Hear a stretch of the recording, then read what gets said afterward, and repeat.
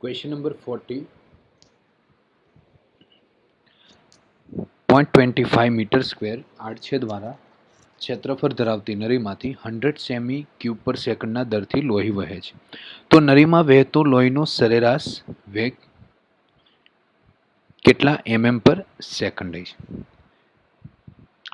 જોઈએ આપણે ક્વેશ્ચન.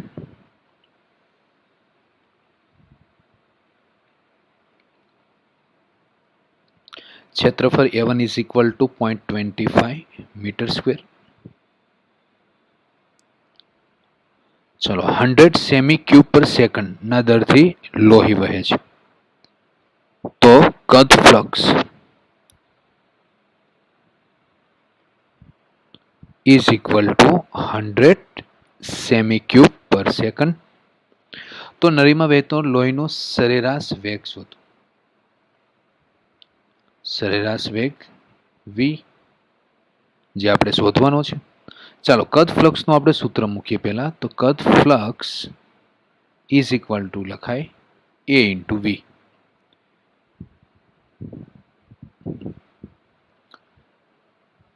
તો અહીંયા આપણે જે કદ ફ્લક્સ છે 100 સેમી ક્યુબ પર સેકન્ડ, એરિયા છે 0.25 મીટર સ્ક્વેર. તો એને સેમીમાં કન્વર્ટ કરી નાખો. 0.25 1 મીટર, ચલો 1 મીટર મીન્સ 10⁻², સેમી હોલ સ્ક્વેર. વી ફાઇન્ડ કરવાનું છે. તો અહીંયા તમે જોઈ શકો હવે 100 0.25 10⁻⁴ ઇન્ટુ વી. ચલો તો અહીંયા તમે લખી શકો 100 0.25 ઇન્ટુ 10⁻⁴ એટલે 25 ઇન્ટુ 10⁻² ઇન્ટુ વી. તો V is equal to cancel 1/25. તો 4 વડે મલ્ટીપ્લાય કરી દો.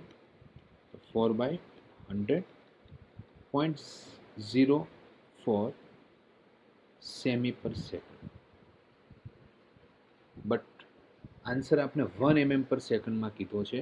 તો અહીંયા 1 સેમી એટલે 10 mm. વેલ્યુ પુટ કરો તો આન્સર આવશે 0.4 mm પર સેકન્ડ. ક્લિયર? તો D is the right answer. Question આપણે જોઈએ. અસમાન આડછેદ ધરાવતી સમક્ષિતિજ નળીમાંથી પ્રવાહી વહન પામે છે. નળીનું આડછેદ એ બી સી પાસે અનુક્રમે 25 સેમી સ્ક્વેર, 5 સેમી સ્ક્વેર, 35 સેમી સ્ક્વેર છે. તો કયા આડછેદ પાસે વેગ મહત્તમ હોય? તો આપણે પહેલા અસમાન આડછેદને એક નળી ડ્રો કરી દઈએ.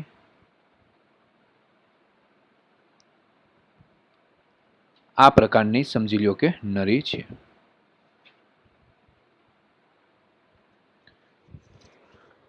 ઓકે, તો અહીંયા આપણે જોઈએ. અહીંયા આપી દો એ, અહીંયા આપી દો નામ બી અને અહીંયા નામ આપી દો સી. ક્લિયર? એ પાસેનું ક્ષેત્રફળ કેટલું છે? તો 25 સેમી સ્ક્વેર. બી પાસેનું ક્ષેત્રફળ 5 સેમી સ્ક્વેર એન્ડ સી પાસેનું 35 સેમી સ્ક્વેર. તો કયા આડછેદ પાસે વેગ મહત્તમ છે? વેગ મહત્તમ ક્યાં હશે જે આપણે શોધવાનું છે. તો કોન્સેપ્ટ કયો યુઝ કરીશું? સાતત્ય સમીકરણ. સાતત્યનું સમીકરણ શું કહે છે? એ વી ઇઝ ઇક્વલ ટુ અચર. એ એટલે આડછેદનું ક્ષેત્રફળ, વી એટલે વેગ. તો આને આપણે લખાય વી પ્રપોઝનલ 1/a. હવે આનો મતલબ શું થાય કે જેનું ક્ષેત્રફળ છે એ નાનું એનો વેગ વધારે, ક્ષેત્રફળ વધારે એનો વેગ ઓછો. તો અહીં આપણે મહત્તમ વેગ પૂછ્યો છે. તો જેનું ક્ષેત્રફળ નાનું તેનો વેગ કેવો હોય છે? વધારે છે, મહત્તમ છે. તો ક્ષેત્રફળ નાનું કયા ભાગનું છે? બી ભાગનું છે. તો ત્યાં વેગ કેવો હોય છે? મહત્તમ. તો આન્સર આવશે બી. ઓકે, ચલો અહીંયા સુધીનું ક્લિયર છે વિદ્યાર્થી મિત્રો? ઓકે, નેક્સ્ટ ક્વેશ્ચન આપણે જોઈએ. 40 સેમી પારાની ઊંચાઈએ કઈ ઝડપે પ્રેશર હેડ અને વેલોસિટી હેડ સમાન બને? જ્યાં g is equal to 9.8 metre per second square લેવાનું કીધું છે. 40 સેમી પારાની ઊંચાઈની વાત કરી છે. તો પહેલા આપણે થોડુંક અહીંયા કોન્સેપ્ટ શીખીએ. હવે જુઓ, અહીંયા આપણે 76 સેમી હોય અને આમાં સમજી લો કે પારો ભરેલો હોય એટલે કે Hg. તો અહીંયા પ્રેશર કેટલું લાગે? 1 atmosphere, P is equal to 1 atmosphere. ચલો, અને ઊંચાઈ h કહી દઈએ 76. તો P is equal to rho GH. Rho એટલે કોની ઘનતા આવશે? પારાની ઘનતા આવશે. G એટલે ગુરુત્વ પ્રવેગ, H. તો તમે રો ની કિંમત મૂકો, G ની કિંમત મૂકો, H ની કિંમત મૂકો, તો અહીંયા તમને આન્સર મળે 1.013 10⁵ pascal is equal to 1 atmosphere. Clear? તો હવે ધારો કે તમને એવું કે સમજો કે h ઇઝ ઇક્વલ ટુ તમને કેટલા આપી દે? h is equal two 40 semi કહી દે. ને અહીંયા શું ભરેલો છે? મર્ક્યુરી, પારો ભરેલો છે. તો અહીંયા દબાણ કેટલું લાગશે? તો P is equal to rho Hg G into H. તો હવે જોઈએ 40 સેમી પારાની ઊંચાઈએ એટલે એનો મતલબ શું સમજવાનો છે? એટલા દબાણ પાસે P is equal to rho GH દબાણ પાસે કઈ ઝડપે પ્રેશર હેડ અને વેલોસિટી હેડ સમાન બનશે? તો અહીંયા લખીએ pressure head is equal to velocity head. તો પ્રેશર હેડનું સૂત્ર આવશે P by rho G. Velocity હેડનું સૂત્ર આવશે V square by 2G. G cancel કરી દઈએ. ચલો, P ની અહીંયા આપણે વેલ્યુ પહેલા પુટ કરી દઈએ. P is equal to rho Hg G into H upon rho V square by 2. V શોધવાનો છે તો V ને આપણે કરતા બનાવી લઈએ. 2 rho Hg into G into H upon rho. અહીંયા જે રો છે એને આપણે પાણીની ઘનતા સમજી લઈશું. હવે ચલો, રો Hg એને આપણે કિંમત મૂકતા જઈએ તો કેટલી આવશે? 13.6 ઇન્ટુ 10⁵. G ની વાત કરીએ તો 9.8. Small h is equal two 40 semi, તો એને લખાય 0.4 મીટર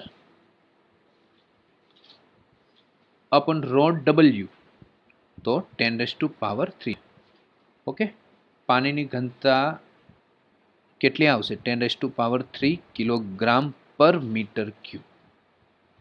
એ આપણે મૂકી દીધું. ચાલો, તો 10⁵ કેન્સલ. તો મલ્ટીપ્લાય કરીએ આપણે તો આનો આન્સર આવશે 2 into 13.6 into 9.8 into 0.5 √106.624. Square root આનું નિકાલો તો 10.32 મીટર પર સેકન્ડ. તો 10.32 metre per second is the right answer.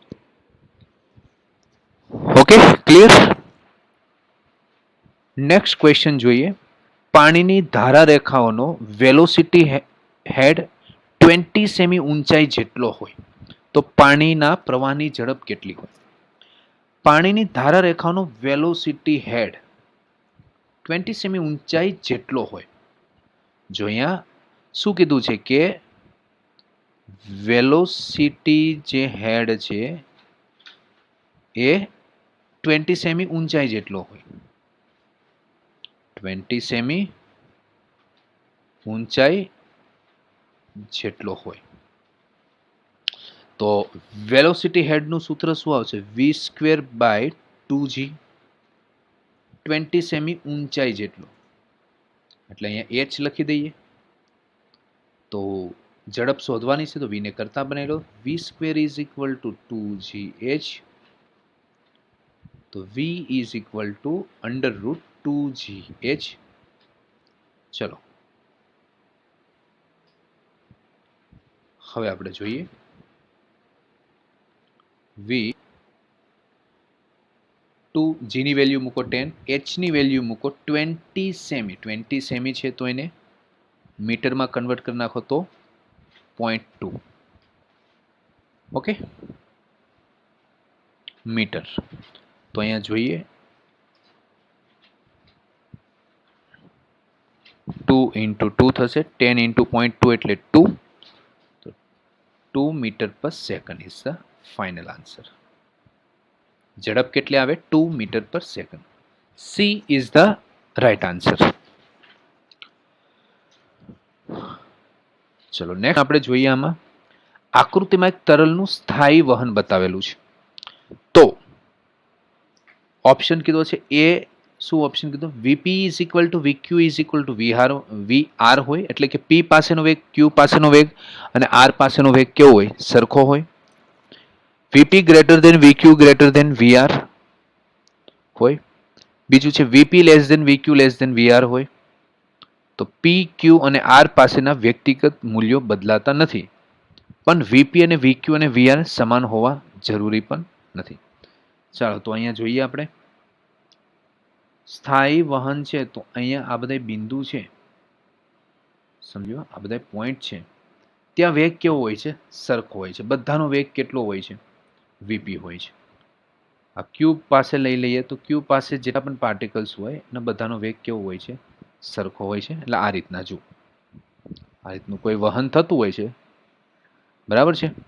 તો આ પી બિંદુ છે, ત્યાં બધાનો વેગ કેટલો હોય છે? વીપી. ક્યુ બિંદુ છે, ત્યાં બધાનો વેગ કેટલો હોય છે? વીક્યુ. અને આર બિંદુ છે, ત્યાં બધાનો વેગ કેટલો હોય છે? સમજી લો, વીઆર હોય છે. ક્લિયર? તો વી પી, ક્યુ, આર પાસેના વ્યક્તિગત મૂલ્યો બદલાતા નથી, એટલે કે અહીંયા બધાના વેગ કેવા હોય છે? સરખા હોય છે. પણ વીપી, વીક્યુ અને વીઆર સમાન હોવા પણ જરૂર નથી. સમાન હોવા જરૂર નથી. એવું નથી કે વીપી, વીક્યુ અને વીઆર સમાન હોય. સમાન ન પણ હોય. VP is not equal to VQ, is not equal to VR હોય. અથવા તો આવું પણ હોય, VP is equal to VQ હોય, is not equal to VR. Okay, તો D is the right answer.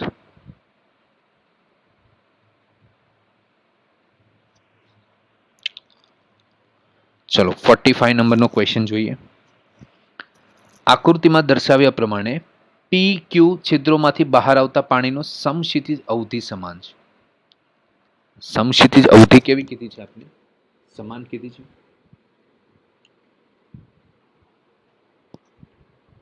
તો પાત્રના તળિયેથી પીની ઊંચાઈ શોધવાનું કીધું છે. તો આપણે લઈ લઈએ એચ ડેશ, બરાબર છે. અવધિ કેવું છે? સમાન. હવે પી માંથી નીકળે તો એનો વેગ કેટલો આવશે? v1 લઈ લઈએ.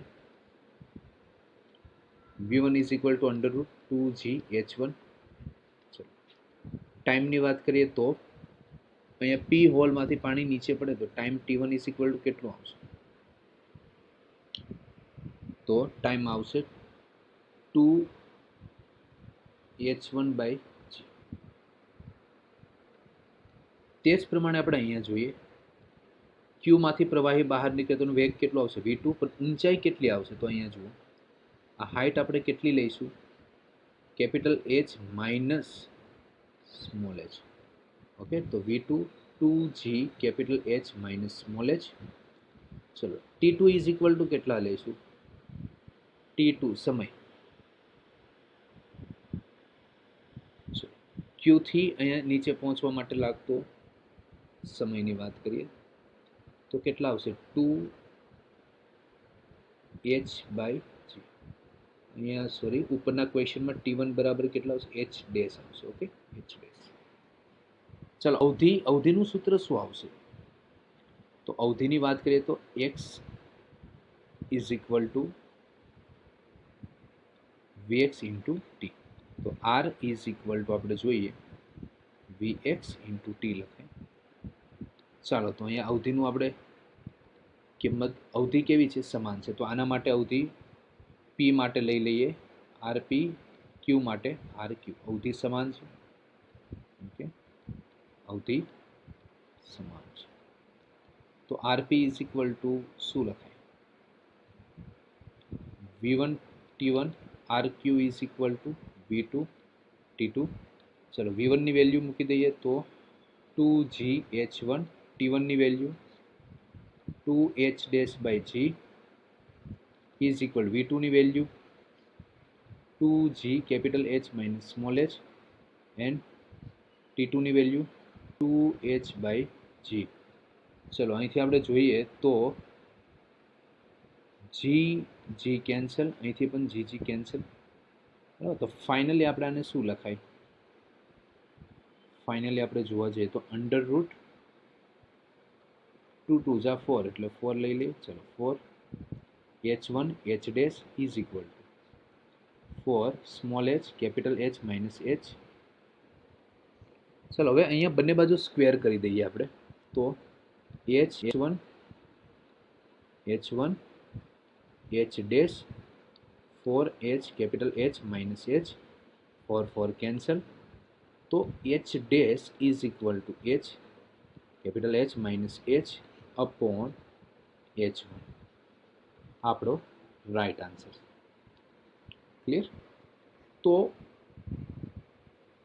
અહીંયા જો તો બરાબર છે, ક્વેશ્ચનમાં મિસ્ટેક છે. ક્લિયર? સાચો જવાબ આ આવશે. ઓપ્શનમાં ભૂલ છે. ક્લિયર? તો H dash is equal to H બ્રેકેટમાં capital H minus small h upon H.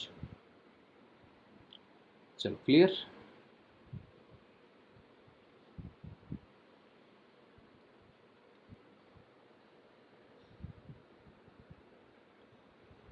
ચલો નેક્સ્ટ ક્વેશ્ચન આપણે જોઈએ. આકૃતિમાં દર્શાવ્યા મુજબ h અને સ્મોલ h પદના સ્વરૂપમાં સમછેદિત અંતર x નું સૂત્ર. ઓકે, તો અહીંયા વેગ કેટલો આવશે? v ઇઝ ઇક્વલ ટુ લઈએ તો અંડર રૂટ 2gh. x નું સૂત્ર મેળવવાનું છે ને. x ઇઝ ઇક્વલ ટુ શું આવશે? vx into T. ચલો t નું સૂત્ર શું આવશે? તો ઊંચાઈ કેટલી આવશે? Capital H minus h. તો t is equal two under route 2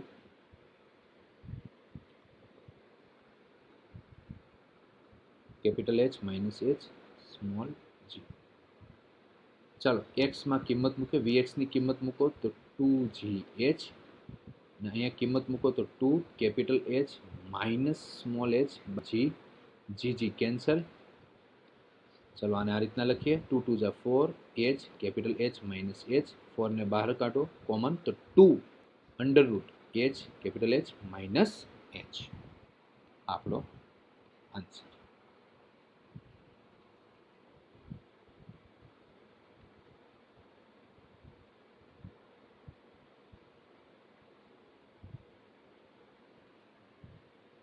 okay.